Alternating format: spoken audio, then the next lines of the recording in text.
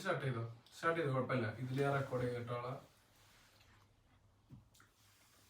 അപ്പോൾ hello guys, welcome to the first episode of Holy Habitat. നമ്മളുണ്ടല്ലോ ഒരു big budget സിനിമയുടെ ഒക്കെ പ്രീ പ്രൊഡക്ഷനും ഡിസ്കഷനൊക്കെ കഴിഞ്ഞിട്ടാണ് ഇപ്പൊ ഒരു കുഞ്ഞു പോഡ്കാസ്റ്റ് തുടങ്ങണത് അല്ലേ? ഒരു വർഷമോ അല്ല, തുടക്കം 2 വർഷം മുമ്പ് പറയാം. 2 വർഷത്തോളം നമ്മൾ ഇതിനെ പറ്റി ഡിസ്കസ് ചെയ്തിട്ടുണ്ട്. അന്ന് ഈ ഇല്ല, ഞാനില്ല. ഇപ്പൊ ഉണ്ടോ? ഞാനിപ്പോ ഒന്ന് സ്റ്റാർട്ട് ചെയ്തു. എപ്പോഴും ഇല്ലാന്നാണ് പറയണത്. ബിഗിനിങ്ങിന് പുഷ് തരാൻ വേണ്ടിട്ട് സ്റ്റാർട്ട് ചെയ്തിട്ടുണ്ട് നിങ്ങളെ കൂടെ, ഒരു മോട്ടിവേഷൻ എന്ന രീതിയിൽ. ഞാനോട് കാര്യം ചോദിക്കണം വിചാരിച്ചിരിക്കുക, അനക്ക് എന്താ പോഡ്കാസ്റ്റിന് മുന്നിൽ വരെ എത്ര മടി? അതിന്റെ ഒരു റീൽ ഒരു 2 years ബിഫോർ ഇൻസ്റ്റാഗ്രാമിൽ ഭയങ്കര ഹിറ്റ് ആയിരുന്നില്ല, ഒരു 1.2 million വ്യൂസ് കിട്ടിയിട്ടുണ്ടായില്ലേ? അതെ, പക്ഷെ അത് റീൽസ് എന്ന് പറഞ്ഞു അങ്ങനെ ഞാൻ തെറി കേട്ടിട്ടുണ്ടായിരുന്നു കമന്റ്സില്. അതാണോ റീസൺ? അതല്ല, തെറി കേൾക്കാനുള്ള ഐ മീൻ തെറിയൊന്നും ഇല്ല അതില്. ട്രിഗർ ഇല്ല, കാരണം റിമൂവ് ചെയ്തു അല്ലേ? അതെ. അല്ല, പക്ഷെ എന്തായിട്ട് എനിക്ക് അങ്ങനെയൊക്കെ ചെയ്ത് ഈ കുറച്ചൊരു ഐ മീൻ റീച്ച് ഉണ്ടായിരുന്നു എന്റെ ഇൻസ്റ്റാഗ്രാമിൽ അന്ന് അല്ലേ? കപ്പിൾ ഓഫ് റീൽസ് ഒരു 10K ഒക്കെ അടിച്ചിട്ടുണ്ട്. 1.2 million റീൽസ് അടിച്ചാൽ ബാക്കി റീൽസ് ഒക്കെ ഒരുപാട് ആൾക്കാരെ. പക്ഷെ എന്റെ അഭിപ്രായത്തിൽ ആ റീല് 2 രീതിയിൽ ഇന്റർപ്രറ്റ് ചെയ്യാം. അതായത് നല്ല രീതിയിലും വരാം. ഇപ്പൊ ഫോർ എക്സാമ്പിൾ അതിന്റെ കോണ്ടന്റ് എന്താന്ന് വെച്ചാല് what you will do in winter, leave the Poland, yeah, something like that, right? What to do in winter Poland, things to do in Poland during winter. And next caption was like leave the Poland. So obviously people in Poland can, you know, ചില ആൾക്കാർക്ക് അത് offended ആയ ആൾക്കാരുണ്ട്. ചില ആൾക്കാരുടെ അടുത്ത് പറഞ്ഞു അങ്ങനെയാണെങ്കിൽ ലീവ് ദ പോൾ എന്നൊക്കെ പറഞ്ഞിട്ട് ചില ആൾക്കാർ ഈവൻ മെസ്സേജ് വരെ ചെയ്തിട്ടുണ്ട്. ചില ആൾക്കാർ എന്നാൽ അത് പക്ഷെ അത് വൈറലാകാൻ കാരണം ഒരുപാട് ആൾക്കാർ ഫോർവേഡ് ചെയ്തുകൊണ്ടാണ്. ഫണ്ണി ആസ്പെക്ട് ആയിട്ട് അത് ജസ്റ്റ് ഇന്റർനെറ്റ് എന്ന് പറഞ്ഞു കഴിഞ്ഞാൽ ഇന്റർനെറ്റില് എല്ലാത്തിനും ഒരു പോസിറ്റീവ് എന്തോ ആയിക്കോട്ടെ. ഈവൻ ചാരിറ്റിക്ക് പോലും നമ്മൾ കാണാം അതിലൊരു നെഗറ്റീവ് വേർഷനും പോസിറ്റീവ് വേർഷനും ഉണ്ട്. പക്ഷെ എനിക്ക് ആ വീഡിയോ വൈറലായതോട് കൂടിയിട്ട് സത്യം പറഞ്ഞാൽ ഭയങ്കര മോട്ടിവേഷൻ കിട്ടിയത്. കാരണം ഇൻസ്റ്റാഗ്രാം അല്ല, ഞാൻ ചോദിക്കണത് അന്നത്തെ ഇതിന് ശേഷം പിന്നെ എനിക്ക് ഈ പോഡ്കാസ്റ്റ് അത്ര ബോധേടാവേണ്ട ആവശ്യമില്ല പബ്ലിക് ഫേസിൽ വരാൻ. അതാണ് ഞാൻ ചോദിച്ചിരുന്നത്. പക്ഷെ അത് പോഡ്കാസ്റ്റും അതും തമ്മിൽ നല്ല വ്യത്യാസമുണ്ട്. അത് എന്ന് പറഞ്ഞു കഴിഞ്ഞാല് എനിക്കൊരു ഡ്രോൺ സ്കോപ്പ് എന്ന് പറഞ്ഞൊരു പേജ് ഉണ്ട് ഇൻസ്റ്റാഗ്രാമില്. അപ്പൊ ഡ്രോണിന്റെ ഒരു ഇതായിട്ടും അങ്ങനെ ഒരു ഇതായിട്ട് തുടങ്ങിയത്. അപ്പൊ അതില് ജസ്റ്റ് ഒരു മേ ബി ഫണ്ണി, പക്ഷെ അതില് ഞാൻ എന്ന് പറയാൻ എന്നെ കാണിക്കണില്ല, അല്ലെങ്കിൽ ഞാൻ സംസാരിക്കണില്ല, ഒന്നുമില്ല. ജസ്റ്റ് ഒരു ആർക്കും മനസ്സിലാവുകയില്ല ഞാനാണെന്നുള്ളത്. പക്ഷെ ഈ പറഞ്ഞു വരുന്നത് എന്താ വെച്ചാൽ ആ റീല് കാരണം മെന്റലി അഫക്ട്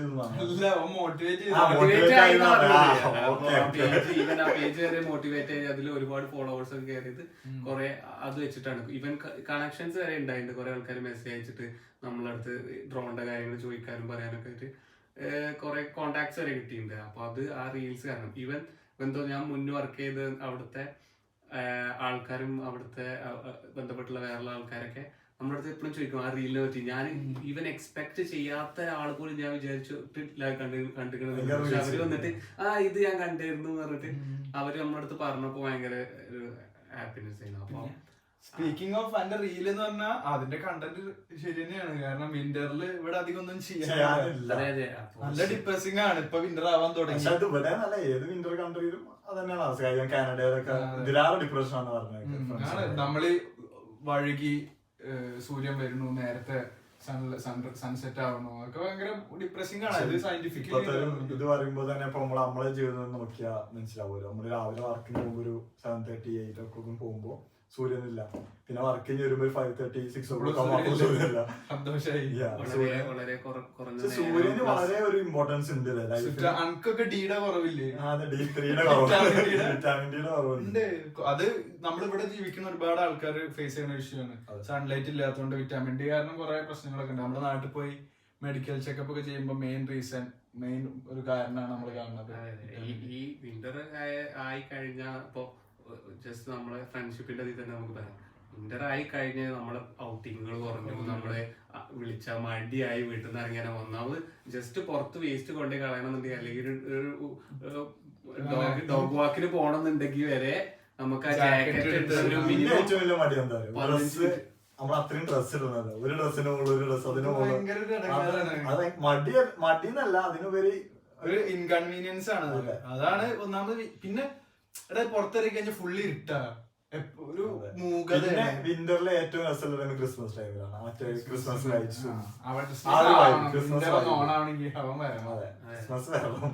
സ്പീക്കിംഗ് ഓഫ് നമ്മള് ഒരു അടുത്ത കാര്യം പറയുകയാണ്. ഇപ്പൊ നമ്മള് വിന്ററില് ആണ് ഷൂട്ട് ചെയ്യണത്. അപ്പൊ വിന്ററിൽ നമ്മളിനി മോർ എപ്പിസോഡ്സ് ഷൂട്ട് ചെയ്യാൻ ഡിന്നർ ആയിട്ടില്ല.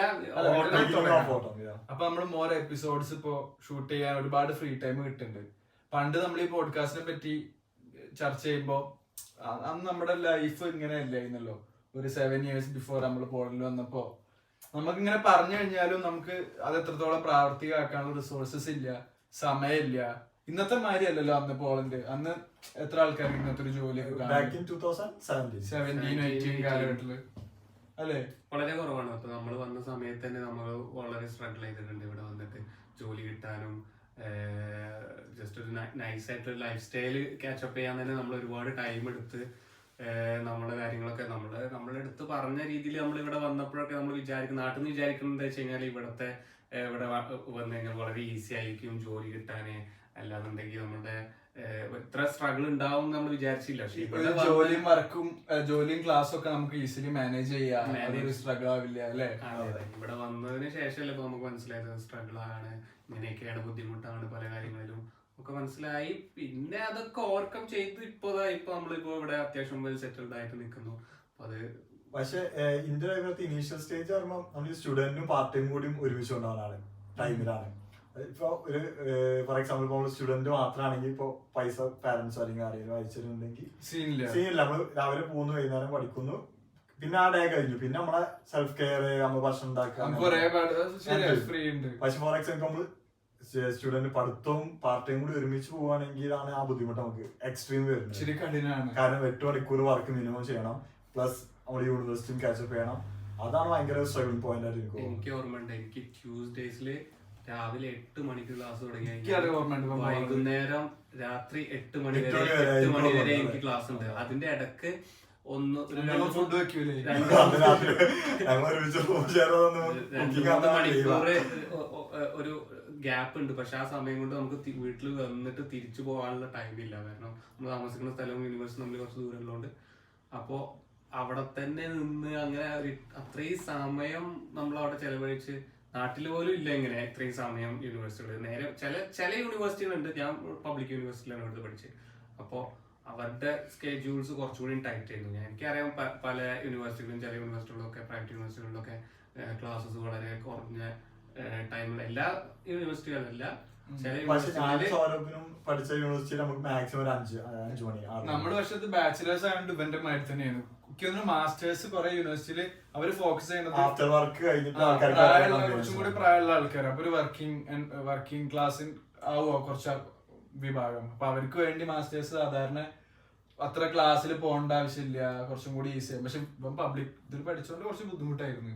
അതെ, അപ്പോ അത്രയും ആ ഒരു സമയം. പിന്നെ അതില് വിന്റർ കൂടി വരുമ്പോ ഉണ്ടാവുന്ന ഒരു പ്രശ്നം തന്നെ, നമ്മള് വന്ന് കയറിയത് തന്നെ വിന്റർക്കാ. നേരെ മഞ്ഞൊക്കെ ആദ്യം കാണുന്നത് നിങ്ങൾക്ക് രണ്ടാൾക്കും അറിയായിരുന്നു വിന്ററിൽ ഇവിടെ സൺലൈറ്റ് കുറച്ച് നേരം ഉണ്ടായിരുന്നുള്ളൂ. ഞാൻ ആൾറെഡി റിസർച്ച് ചെയ്ത് ഇപ്പോ എനിക്ക് അറിയുന്നു ഇങ്ങനെ സംഭവം. 3 മണിയാകുമ്പോ സൂര്യൻ പോണ്. 3-4 മണിയൊക്കെ ആകുമ്പോഴൊക്കെ സൂര്യൻ അസ്തമിച്ചു. പിന്നെ രാവിലെ ഒരു 6-7 മണിയൊക്കെ ആകുമ്പോഴാണ് സൂര്യൻ ഉദിക്കണത്. അങ്ങനെയാണ് നമ്മുടെ നാട്ടിലൊക്കെ 4-5 മണി ആ ടൈമിലേക്ക് നേരെ. നമ്മള് കുറച്ചുകൂടി ബെറ്റർ ആണ്. ഇപ്പൊ ഫിൻലാൻഡ് ഒക്കെ അപേക്ഷിച്ച് നോക്കുകയാണെന്നുണ്ടെങ്കിൽ. പക്ഷെ എനിക്ക് ആ ഒരു ഫൺ ഇൻസിഡന്റ് ഓർമ്മയുണ്ട്. നമ്മള് മറ്റേ ഒരു വിന്റർ ടൈമില് സൂര്യൻ കണ്ടപ്പോ നമ്മള് ഇത് സമ്മർ വന്ന് പറഞ്ഞിട്ട് ഷർട്ട് മാത്രം ഇട്ട് പുറത്ത് വെച്ചിട്ട് അതാണ് നമുക്ക് ഒട്ടും ധാരണ ഉണ്ടായിരുന്നില്ല അന്ന് വരുന്ന സമയത്ത്. ഒട്ടും റിസർച്ച് ചെയ്യാതെ നമ്മള് പിന്നെ നമുക്ക് അധികം എക്സ്പോഷർ കിട്ടില്ലല്ലോ. 18-ാം വയസ്സിൽ ഇപ്പൊ നമുക്ക് എത്രത്തോളം എക്സ്പോഷർ. അന്ന് മെച്ചൂരിറ്റി ഇല്ല കുറെ കാര്യങ്ങൾ. ഇപ്പൊ പിന്നിക്ക് പോവാണെങ്കിൽ നമ്മൾ ഒരുപാട് കാര്യങ്ങൾ മാറ്റി ചെയ്യില്ലേ. അന്ന് വന്ന സമയത്ത് നമുക്ക് ഒരു കാര്യം അറിയില്ല. ക്ലാസ്സിൽ പോണ്ട കുറച്ചൊക്കെ നമ്മൾ ആദ്യം നമ്മള് പഠിക്കാൻ അറ്റൻഡൻസ് ഒന്നും ശ്രദ്ധിക്കാതിരിക്കുമ്പോഴൊക്കെ നമ്മള് തോക്കണതും. പക്ഷെ പിന്നീട് നമ്മൾ സ്ട്രഗിൾ ചെയ്യേണ്ടി ക്യാച്ച് ചെയ്യാൻ വേണ്ടി സ്ട്രഗിൾ ചെയ്തു. പക്ഷെ നാട്ടിലെ മാതിരി തോറ്റു കഴിഞ്ഞ് നമ്മള് ഇപ്പൊ നമ്മുടെ ഫ്രണ്ട്സ് ഒക്കെ പറയും തോറ്റു കഴിഞ്ഞാൽ അവര് ഫീസ് അടച്ചിട്ട് അടുത്ത പരീക്ഷ എഴുതാൻ മാതിരില്ല. ഇവിടെ നമ്മൾ കുറച്ച് ക്ലാസ്സിൽ അറ്റൻഡ് ചെയ്യണം, കുറച്ച് എഫേർട്ട് എടുക്കണം. പക്ഷെ അത് അധ്യയനം എല്ലാം വേർത്തിട്ടാണ് അല്ലെ. നമുക്ക് ഇവിടെ പഠിച്ചുകൊണ്ട് ഒരുപാട് ഗുണങ്ങൾ ഉണ്ടായി. അൺലൈക്ക് നമ്മുടെ ലോട്ട് ഓഫ് ഫ്രണ്ട്സ് നമുക്ക് ഇവിടെ പഠിച്ചു കോഴ്സ് കംപ്ലീറ്റ് ചെയ്യേണ്ട നമ്മുടെ വിസയുടെ കാര്യം കുറെ ഈസി ആവുണ്ടല്ലേ. ജോബ് ഓപ്പർച്യൂണിറ്റീസ് ഇവിടുത്തെ ലോ പ്രകാരം ഇപ്പൊ നമുക്ക് വർക്ക് പെർമിറ്റിന്റെ ആവശ്യമില്ലാണ്ട് നമുക്ക് ഡയറക്ട്ലി വർക്ക് മാർക്കറ്റിലേക്ക് ഇറങ്ങാൻ പറ്റും ഈ യൂണിവേഴ്സിറ്റി ഡിപ്ലോമ ഒക്കെ ഉള്ളതുകൊണ്ട്. അപ്പോ അതൊരു ബെനിഫിറ്റ് ആണ്. ഞാൻ അപ്പൊ നീ കൊറേ ഇതിനെ പറ്റി സംസാരിച്ച് ഇതാക്കണ്ട. നമുക്ക് അടുത്ത എന്റെ ലൈഫിൽ ഇപ്പൊ എന്താ നടക്കണേ? How is it going? എന്റെ ഒരു വർക്ക് കമ്പനി ക്ലോസ് ചെയ്തു. ഇവിടെ അടുത്തൊരു കമ്പനി സ്റ്റാർട്ട് ചെയ്യാണ്. അതിൻ്റെ ഇടയിൽ ഒരു 1 month ബ്രേക്ക് കഴിഞ്ഞു.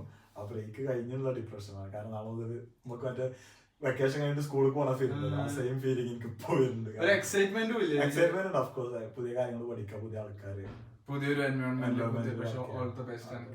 ഇപ്പൊ ഇവന്റെ ജോലി പോണ കേസ് എനിക്ക് ഒരു ഇൻട്രസ്റ്റിംഗ് കാര്യം പറയാനുണ്ട്. ഇപ്പൊ ഇവിടുത്തെ കോമ്പൻസേഷൻ പാക്കേജുകളും കാര്യങ്ങളൊക്കെ പറയുമ്പോ എത്ര എമൗണ്ട് പക്ഷെ ഇപ്പൊ ഇവൻ മുമ്പ് വർക്ക് ചെയ്തിരുന്ന സ്ഥലം ഒരു പ്രത്യേക നിമിഷത്തിൽ നമുക്ക് അവര് ഇതാക്കി പോയി. അവര് വേറൊരു രാജ്യത്തേക്ക് പോയി. അപ്പോ ഇവിടെയുള്ള ആൾക്കാരെയൊക്കെ ഒരു 2 months എല്ലാരും ലേ ഓഫ് ചെയ്യേണ്ടി വന്ന സമയത്ത് എല്ലാരും വെൽ കോമ്പൻസേറ്റഡ് ആണ് അല്ലെ. എല്ലാരും നന്നായി കോമ്പൻസേറ്റ് ചെയ്തു. ബൈലോ 2 months സാലറി തന്നു. പിന്നെ കമ്പനീന്റെ സൈഡിൽ നിന്ന് ഒരു അഡീഷണൽ പാക്കേജ് ആയിരുന്നു. ഞാൻ അത് 2-3 ആൾക്കാർ സംസാരിച്ചപ്പോ അത് യൂറോപ്യൻ രാജ്യങ്ങളിലുള്ള ഒരു ഗുണമാണ്. പല രാജ്യങ്ങളിലും അതില്ല. അതങ്ങനെ അമേരിക്കയിലില്ല, ഇന്ത്യയിലും ഇല്ല. കുറെ രാജ്യങ്ങളിൽ അവിടെ അതായത് ജോലി പോയി കഴിഞ്ഞാൽ അവര് ബെഞ്ചിലെടുത്തും വേറെ ഡിപ്പാർട്ട്മെന്റ് മാറ്റും. പക്ഷെ ഇങ്ങനെയൊന്നും അനക്ക് കോമ്പൻസേറ്റ് ചെയ്ത എമൗണ്ട് ഒക്കെ നമുക്ക് അറിയണോണ്ട് പറയാം. അത് നല്ല ഹാപ്പി ആക്കാന്നില്ലേ. അതൊരു നല്ല കാര്യമല്ലേ ഇവിടെ ഇപ്പൊ. പക്ഷെ അതിന്റേതായിട്ടുള്ള ഒരു അതർ വേർഷൻ എന്ന് പറയുന്നുണ്ടെങ്കിൽ നമ്മളിപ്പോ ഇവിടെ ടാക്സ് അടക്കുന്നുണ്ട്. നമ്മള് നല്ല രീതിയിൽ ടാക്സ് അടക്കുന്നുണ്ട്. ഇവിടുത്തെ ഗവൺമെന്റ് നമ്മളെ കയ്യിൽ നിന്ന് 30% നമ്മളെ ടാക്സ് വരുന്നത്. അപ്പോ ബെനിഫിറ്റ് നമുക്ക് കിട്ടുന്നുണ്ട്, അതിനുള്ള ടാക്സ് നമ്മൾ കൊടുക്കുന്നുണ്ട്. അതൊരു 2 sides ഓഫ് ദ കോയിൻ എന്ന് പറഞ്ഞ ഒരു കാര്യമാണ്. ഇന്ത്യയില് നമുക്ക് ടാക്സ് കുറവാ? എനിക്ക് അറിയില്ല.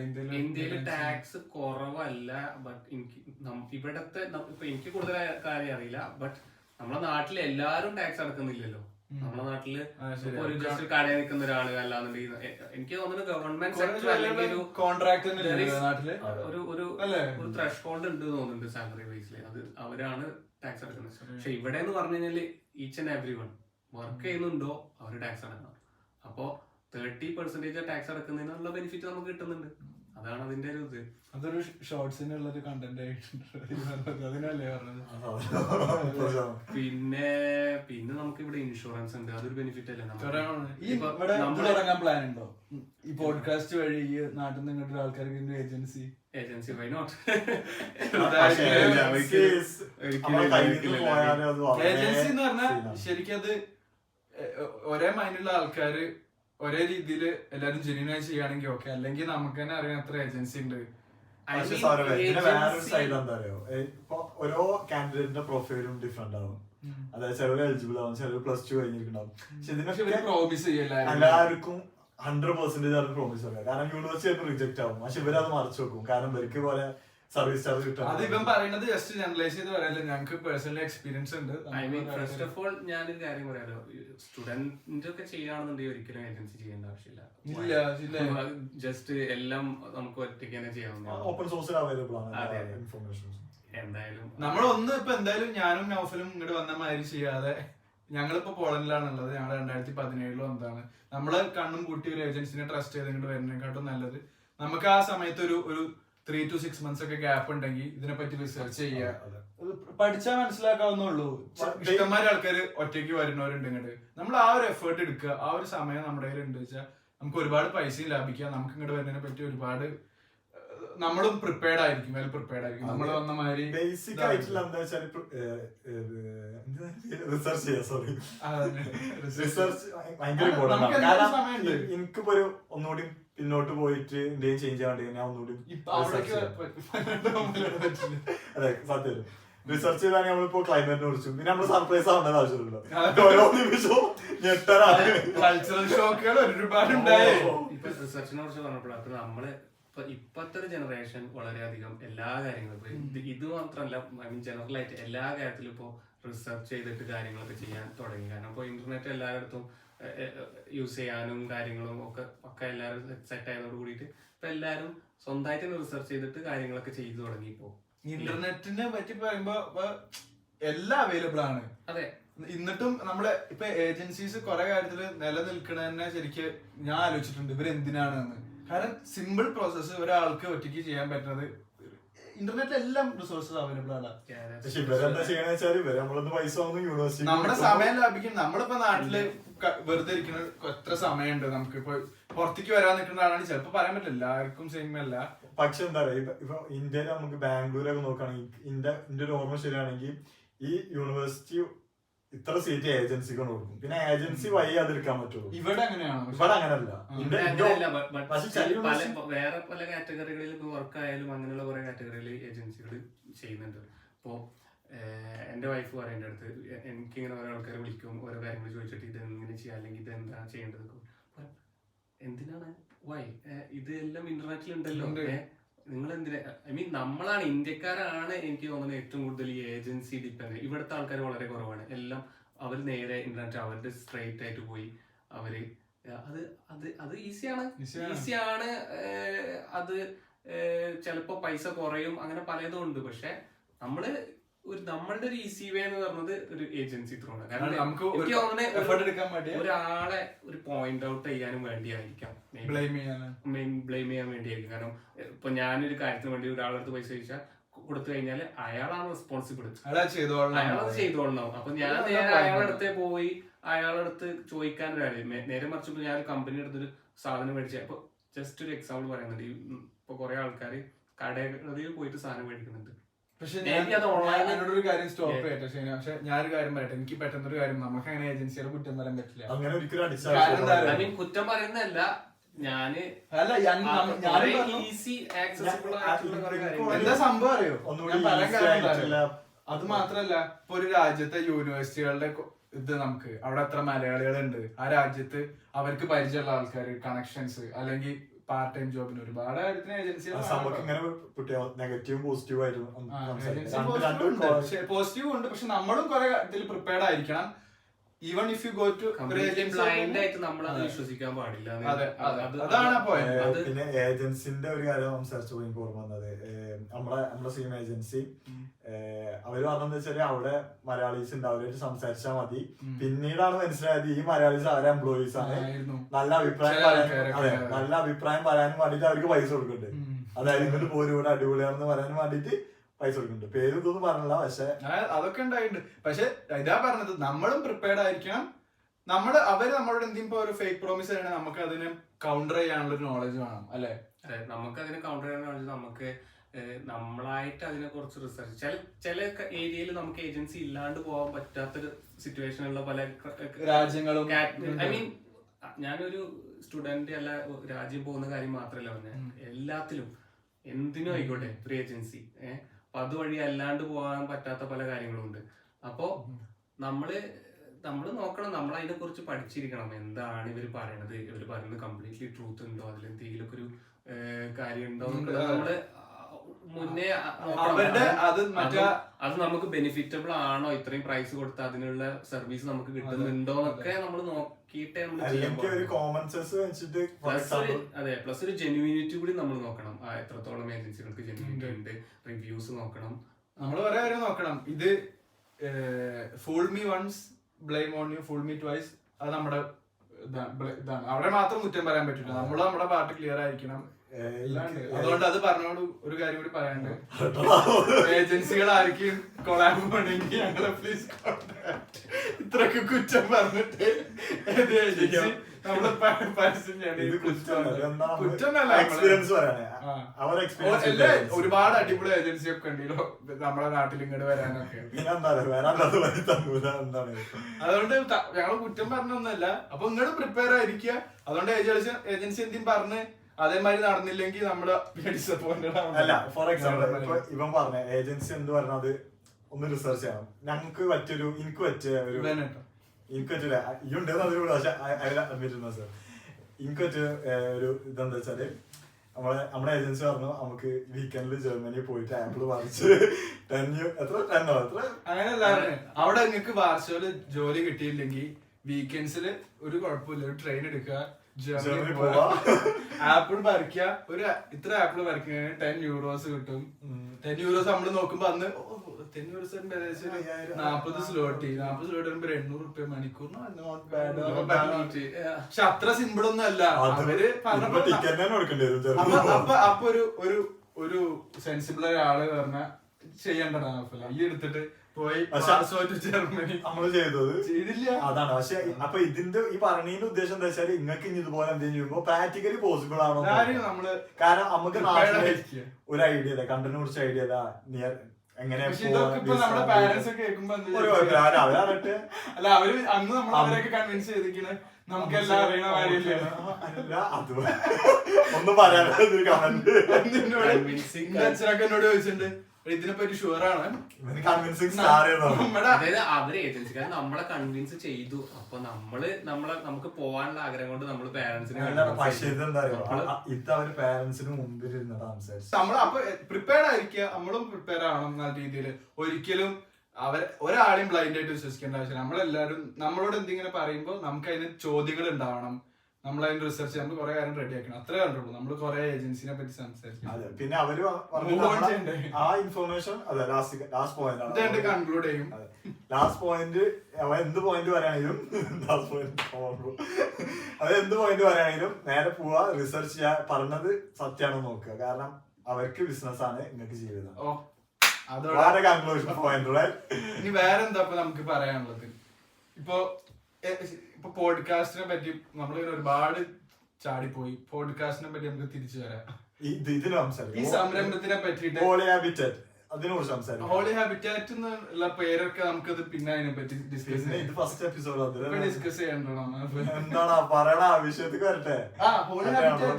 ഹോളി ഹാബിറ്റാറ്റ് അല്ല, നമുക്ക് ഈ പോഡ്കാസ്റ്റിനെ പറ്റി ചർച്ച ചെയ്യാം. പേരിനെ പറ്റി പേരാരും കമന്റ് ചെയ്യട്ടെ ഭാവിയില്. അല്ലല്ല പേരല്ല, അങ്ങനെയല്ല. ഇതിന്റെ അർത്ഥം എന്താ ചോദിക്കുമ്പോ നമുക്ക് പറയാം. എന്തുകൊണ്ട് പോഡ്കാസ്റ്റ് എന്നൊരു കൺസെപ്റ്റ്? വേറെ എന്തൊക്കെയോ ഓപ്ഷൻസ് ഉണ്ട്. എന്തിനാണ് നമ്മൾ ഈ പോഡ്കാസ്റ്റ് ഇപ്പൊ കാണുന്നവർക്ക് ഒരു ആകാംക്ഷ ഉണ്ടാവില്ലേ? ലോകത്ത് ഒരുപാട് പോഡ്കാസ്റ്റ് ഉണ്ട്, എന്തുകൊണ്ട് നമുക്കും കൂടി പോഡ്കാസ്റ്റ്?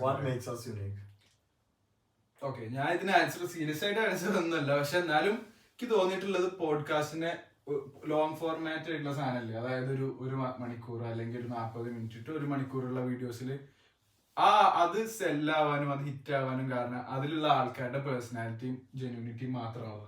കാരണം ഒരു 10-15 മിനിറ്റ് അഭിനയിക്കുക, 1 മണിക്കൂർ നമുക്ക് ഒരു ഇങ്ങനെ എടുത്ത് അവൻ കട്ടൊന്നും ഇല്ലാതെ അങ്ങനെ സംസാരിക്കുമ്പോൾ അതിൽ കുറെയൊക്കെ അത് നമ്മുടെ ഒരു പേഴ്സണലിന്റെ കുറെ ആട്രിബ്യൂട്ട്സും ഇതും വെച്ച് മാത്രമാണ് ആൾക്കാരെ ഇഷ്ടപ്പെടുന്നതും റിലേറ്റ് ചെയ്യണതും അത് കാണുന്നു. അപ്പോ ഇനിയും പ്ലെന്റി ഓഫ് റൂം ഉണ്ട് പോഡ്കാസ്റ്റ് തുടങ്ങാൻ. കാരണം ഓരോ ആൾക്കാരും യുണീക്കാണ്. ആ ആൾക്കാർ വേറൊരാളുടെ ഒപ്പം വന്നിരിക്കുമ്പോഴുള്ള കോൺവെർസേഷൻസ് യുണീക്ക് ആവും. ഫ്രണ്ട്ഷിപ്പിന്റെ എനർജി ഈ വരുന്ന 3 ആൾക്കാർക്ക് 3 വീക്ഷണങ്ങളോ 3 വിഷനാവും. അങ്ങനെ ഓരോ കാര്യങ്ങളുണ്ട്. പണ്ട് നമ്മുടെ സ്കൂളിലൊക്കെ മിഷൻ ആൻഡ് വിഷൻ എഴുതാൻ പറഞ്ഞപ്പോ എനിക്ക് വലിയ ധാരണ ഉണ്ടായിരുന്നില്ലല്ലോ. ഇപ്പൊ എനിക്ക് സത്യം പറഞ്ഞ ഈ പോഡ്കാസ്റ്റ് ഞാനങ്ങനെ എഴുതിയിട്ടില്ല, അതുകൊണ്ട്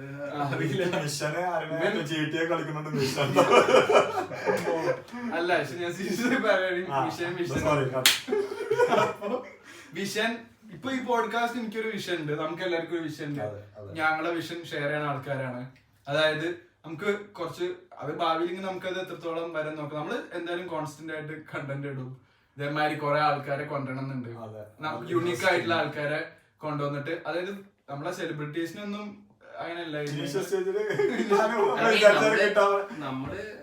നമ്മള് ഓരോരുത്തരുടെ പെർസ്പെക്റ്റീവായി കാണാൻ ആഗ്രഹിക്കുന്നത്. അത് കേൾക്കുന്ന ആൾക്കാർക്കും കേൾക്കാൻ താല്പര്യം ഉണ്ടാവും വിചാരിക്കുന്നു. നിങ്ങൾക്കും കമന്റ്സ്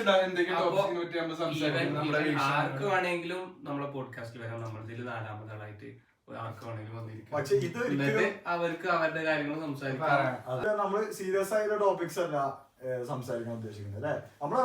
നമ്മളെ എക്സ്പീരിയൻസ്, നമ്മളൊരു പോയിന്റ് ഓഫ് വ്യൂ, റൈറ്റ്? നമ്മളത് മാത്രല്ല, നമ്മള് വേറെ ആൾക്കാരെ കൊണ്ടുവരാനും ആഗ്രഹിക്കുന്നുണ്ട്. നമ്മള് കുറെ ആൾക്കാർ യുണീക്ക് ആയിട്ടുള്ള വിഷയം, യുണീക്ക് എല്ലാവരുടെയും തോട്ട്സും യുണീക്ക് അല്ലേ.